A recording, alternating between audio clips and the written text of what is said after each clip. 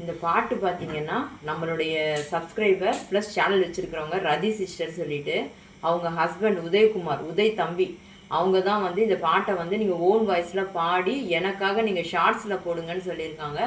அதுக்கு அவங்களுக்காக நம்ம இந்த ஓன் வாய்ஸில் பாடியிருக்கோம். உங்களுக்கும் பிடிச்சிருந்துச்சுன்னா ஒரு லைக் கொடுங்க. சரிங்களா? பாட்டு பாடுறேன்.